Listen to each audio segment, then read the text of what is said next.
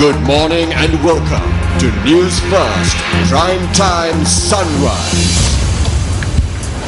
Well, it's the 7th day of the 7th month in 2014.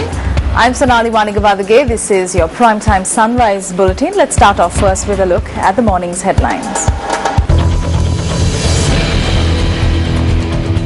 The growth rate of dengue patients in the Colombo city reduces by 20%.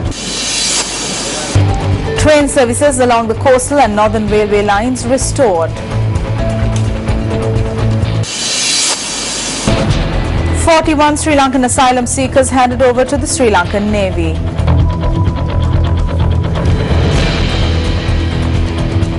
Starting off your news this morning, the Colombo Municipal Council states that the growth rate of dengue patients in the Colombo city has reduced by 20%. Chief Medical Officer of the Colombo Municipal Council, Ruan Vijay Muni, stated that the percentage of dengue patients stood at 60% at the beginning of June, adding that the said figure had reduced to 40% by the end of the month. During the last month, 438 dengue patients were reported from the CMC limits. This is also, incidentally, the highest number of patients reported in the same area for the past 6 months. 1,646 dengue patients were reported from the area under the purview of the Colombo Municipal Council this year.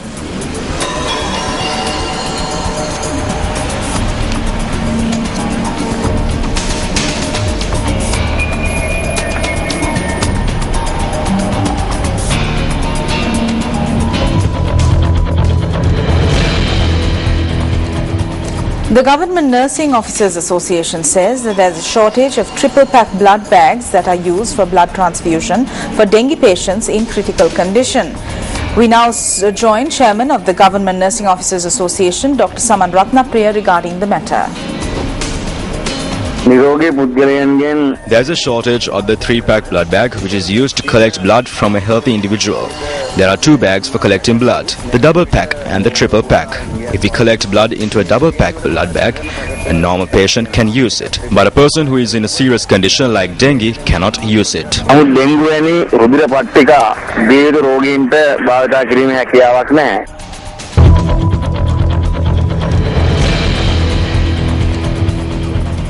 The Australian government stated this morning that it returned 41 Sri Lankan asylum seekers to the Sri Lanka Navy. Reuters said, quoting a release issued by Australian Immigration Minister Scott Morrison, that the Australian Border Patrol personnel had intercepted the vessel west of Cocos Islands and transferred the said asylum seekers to Sri Lankan authorities yesterday.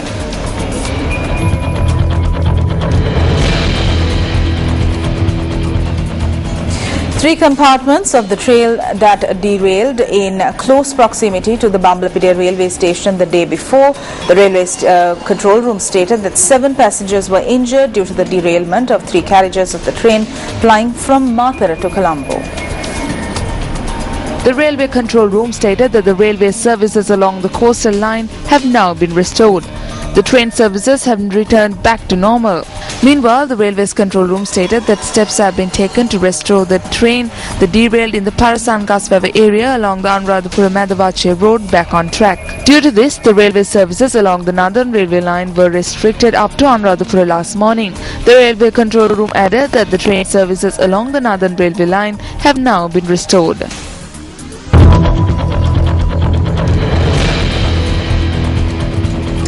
What is a patent and what is the procedure involved in obtaining one? Joel Outscoon spoke to Canadian patent engineer Sajid Bandaranaike on Direct Talk.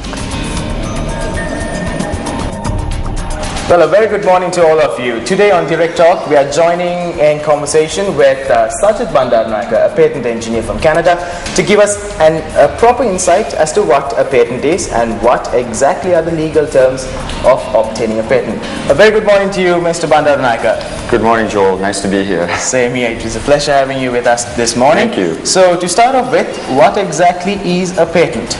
A patent is basically an exclusive right granted by the government for a person or organization to use, manufacture, or sell their product or service. So now that we know what exactly a patent is, what's the procedure of obtaining a patent?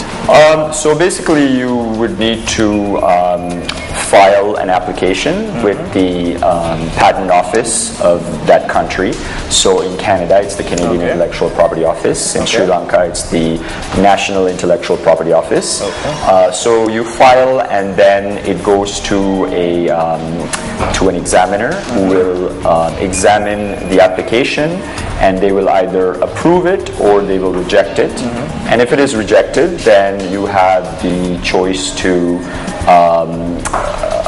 basically resubmit it. Well, now we'll say you obtained a patent, but is there a possibility that a patent could get cancelled, and if so, in what grounds?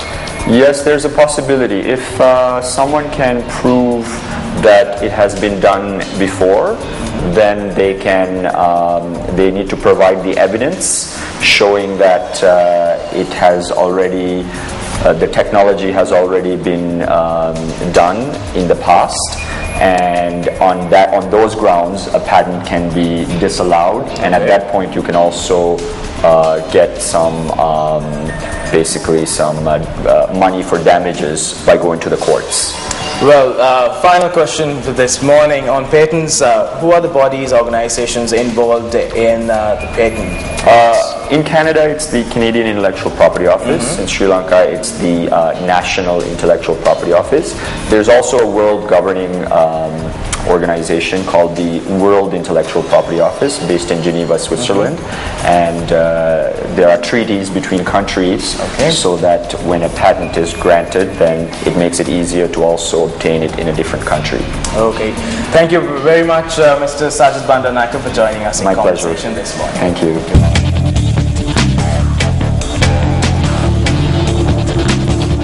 Starting off with some rugby news, AC Patana College Colombo emerged victorious over Science College Mount Lavinia at the Inter-School President Cup Knockout Rugby Tournament.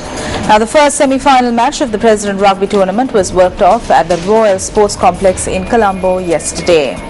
The Science College team managed to stay on top in the first half, leading 17-14. The Pathanians restricted the scoring of their opponents in the second half while managing to score 25 points in the second half. AC Patana College, who won the game 39-17, are also champions of the Inter-School League 7-a-side rugby tournament. The second semi-final match will kick off today between Royal College Colombo and Trinity College Kandy.